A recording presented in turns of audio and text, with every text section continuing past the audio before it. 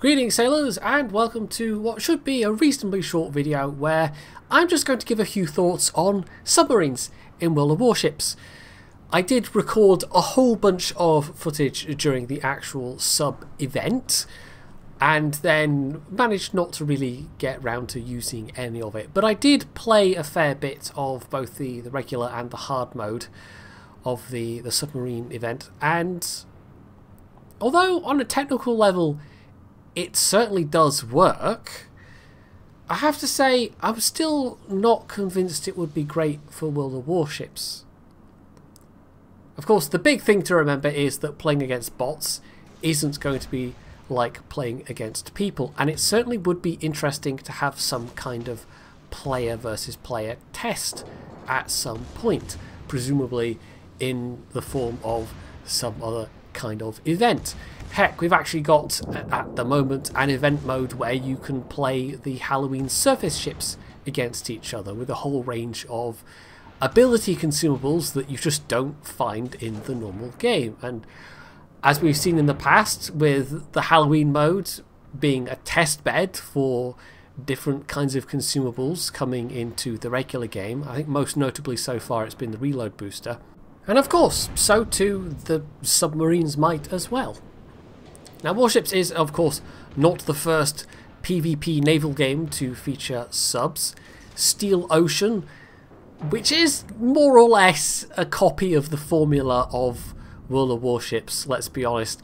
One of the few things it did differently on launch was have subs, and the subs there work very similar to what we have seen in World of Warships, although given the nature of both games, I mean that game basically was copying the Warships style of doing things, and that itself was very much based on how World of Tanks does things in terms of direct player control of a vehicle. The nature of the control scheme for subs was always going to be pretty similar, and it's not even like Steel Ocean did it in a particularly original way, because they basically did subs in the way that Navy Field did subs, and Navy Field came out, oh, quite a while ago now. In fact, I shall look this up because that is quite an old game at this point. Wow, this was even longer ago than I thought. Navy Field came out in 2002 originally.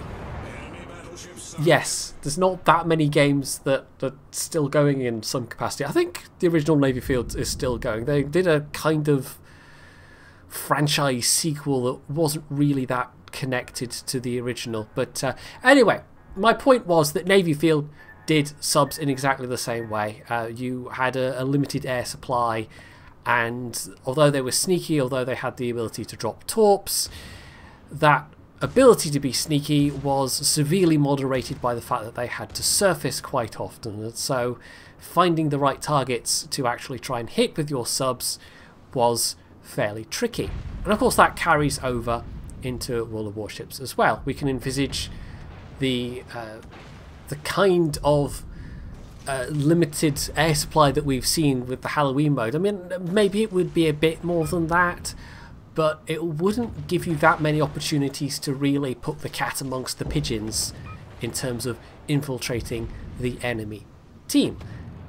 In fact, unlike the historical role of submarines in World War II, and heck, even back in World War I, in terms of how they would play in game, it seems to me like they'd basically be a less capable version of what we already have with torpedo destroyers.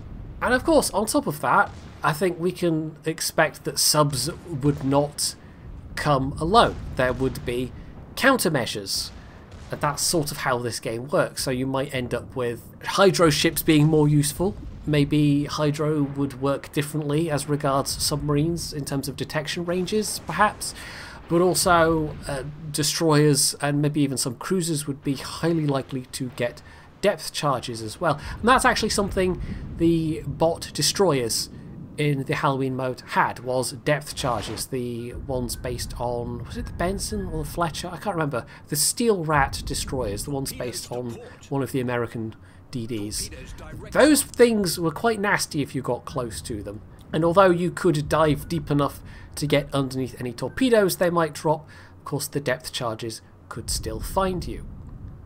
So potentially it would be adding, yes, new stuff to the game, which could be interesting, but the new stuff that it would be adding, the new gameplay that would be present, I'm not convinced it would necessarily be a good thing overall in terms of what it might do to the pacing of the game, and also the fact that, well, submarines are really fragile and have a high capability of ambushing, but much like destroyers, once you know they are there, it's not going to be that hard to dodge torps. Although, having said that, it is possible that they might make it, as with the Halloween mode, that you're dropping torps close enough to make it really hard to dodge.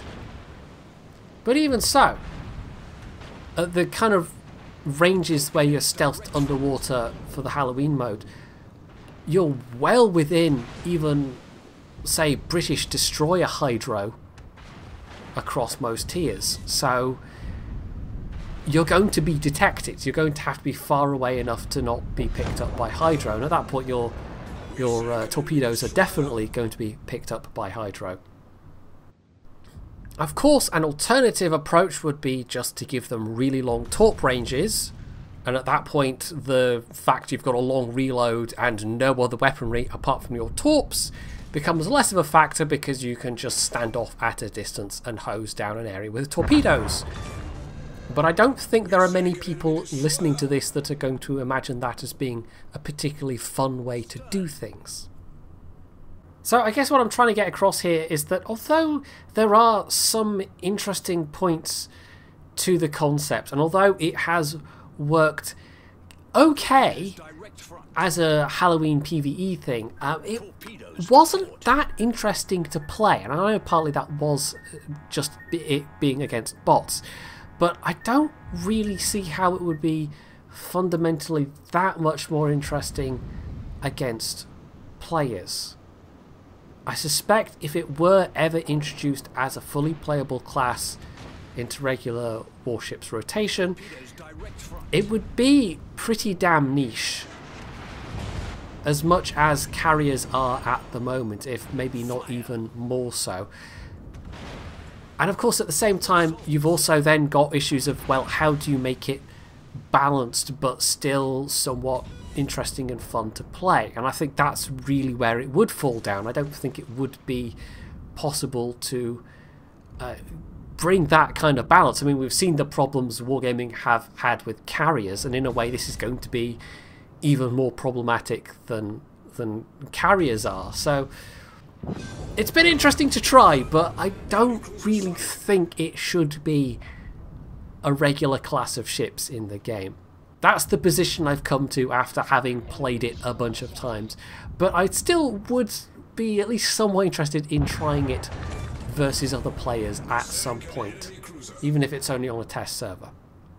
So that's it for my thoughts on submarines as we've had them presented to us so far. Hopefully it's been reasonably coherent and not too rambling, but I never know with my videos, really. Some days I manage to be a little bit clearer than others, and I have a feeling this might not be one of those days. But I guess we'll see what the comments say. So hopefully you found this video interesting, and if you have, you can do all the usual things down underneath it. And of course, as always, stay tuned for more.